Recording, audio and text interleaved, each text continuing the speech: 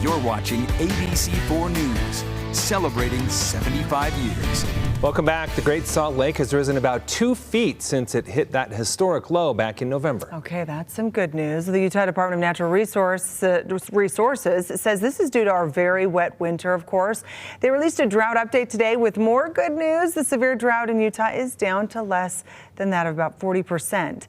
Last year, almost the whole state was in a severe drought. And we are continuing to add to those moisture totals with another storm moving through the state of Utah. Yes, Chief Meteorologist Alana Brophy is on the move in Washington County, showing us how this wet storm is moving throughout the state. Alana, what's the latest?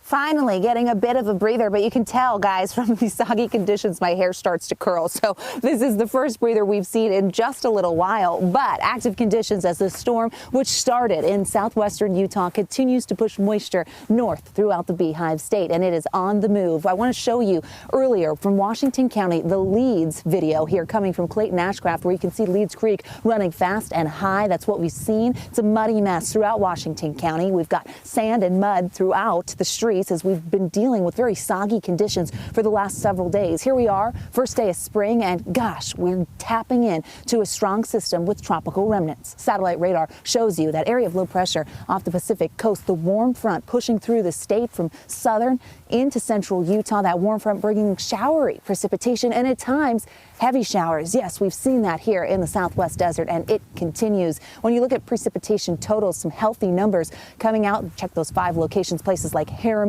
Zion National Park picked up more than 3/4 of an inch. We also have seen almost 6/10 here in St. George in the last 24 hours. So we know that this moisture isn't messing around. It means business. And while we're dealing with valley rain, it is mountain snow. Take a live view of Bryce Canyon where the snow continues to come down. This is an area that has a winter storm warning in effect. Yeah, it's going to hold on as we head to early Thursday morning. So accumulating sloppy, wet spring snow on the way. What does that do for us? Well, it contributes to the snowpack. As you look at numbers throughout the state, you see a tremendous amount. We've shown this throughout the winter months, so you know exactly how healthy our snowpack is, but these storms continue to contribute. As you look at those numbers in the Southwest Desert, 264% of average right down where I'm standing. And I know the Pine Valley Mountains dealing with a lot of snow, and as we warm up and add rain to the mix, the runoff is something we're going to watch closely as we get through the next several weeks. Also, that snow going to prompt those warnings. Now, it's not just the southern mountains. As you look, it also includes that winter weather advisory for the central mountains and the Wasatch and western Uintas, which you see in pink,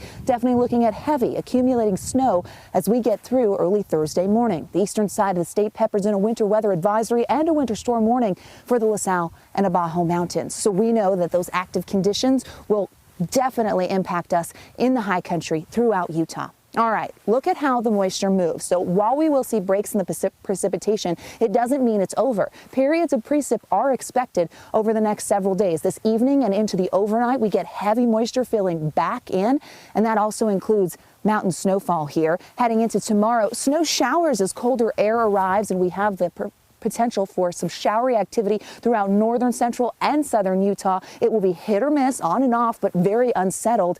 By Thursday, our next storm system takes aim at the Beehive State, and that brings, yes, another day of potentially wet weather. It's going to be a wet start to our spring, but we're coming off of a phenomenal winter, so here we go into a new season with plenty of wet weather on deck. How much snow through Thursday? This is a look at potential storm totals, but what jumps out here are those mountain totals, anywhere from 10 to 30 inches, with the southern mountains looking at 15 to 30, places like Bryan Head, Alton, Pine Valley Mountains going to get plenty. Mountain valleys looking healthy, the Wasatch back underneath that winter weather advisory, and the valleys looking from rain to about 4 inches, depending on precipitation type, which it's March, a little bit of madness in the weather world. It's going to dance back and forth between rain and snow, so be ready for that. Overnight lows tonight will drop below freezing in portions of the state, but other spots staying above it. We will be below average for the daytime highs throughout Utah, and the chance for tomorrow for a thunderstorm definitely exists for a big chunk of the Beehive State. As we look at the next 7 days in Washington County, you're able to see that the dry conditions don't settle in here in St. George and the surrounding area until the weekend, and the Wasatch Front shows you very active skies for the next several days.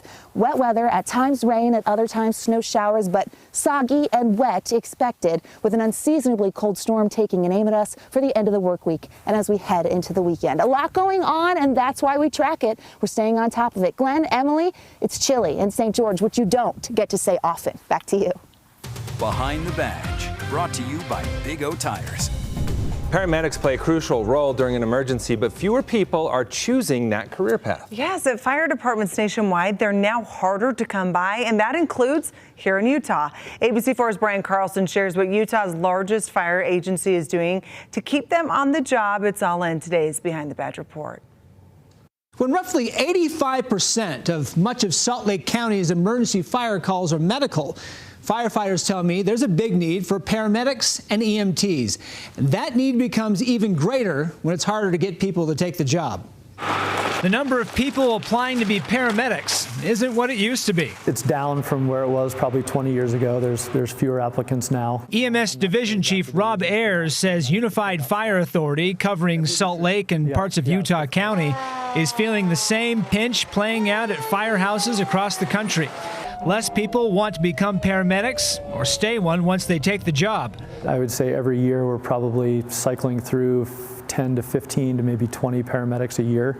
A report published last month with Pew Charitable Trusts finds last year the turnover rate for full-time emergency medical technicians, known as EMTs, was 36%. And for full-time paramedics, it's 27%. Our UFA board. Ayers can only speak to what they're seeing with Unified Fire, but says part of the problem is lack of pay and employee burnout. It's a pretty demanding job emotionally. It's Feel the same? demanding job physically, and a lot of times that takes a toll on people. Okay. That's exactly what happened to Unified Fire Public Information Officer Ryan Love. Previously to me taking on this position, I worked at a fairly busy firehouse. At the time we were running about 15 to 20 calls per round. That's a 48-hour shift. And with that, sleep was minimal. That would translate to me bringing that home and having to catch up on sleep at home when I'm dealing with a pregnant wife and multiple children, and that wasn't working out for me. What helped Love stay on the job was transferring to a slower station and then a different position. That ability to offer paramedics a wide selection of stations to choose from, with 24 firehouses in 15 cities, is something Unified Fire believes gives them a unique solution to help paramedics feeling wiped from work. If you get sick and tired of that, or you just want to change, you can go to a different station, work with a different crew, respond on maybe different types of calls. It's not the only thing Unified is doing to address turnover issues. They require a paramedic on every emergency vehicle, so one paramedic doesn't shoulder all the load. They're making retirement more flexible for new recruits. And more, Unified is paying their way through paramedic school, inspiring some to take the job. In 2020, we had 4 people who went to paramedic school. This year we had 10, and next year we're anticipating 13. Unified Fire hopes incentives like these help them manage the challenging turnover rate. So the next time paramedics rush out the door, they still come back. When I asked Unified, is there any reason for public concern, they say they're making sure every shift is staffed with enough paramedics to handle the calls. They also say even though there's more paramedics getting burned out earlier into the job, those that choose to stay stick around for long careers. Back to you. All right, we thank you, Brian. Time now.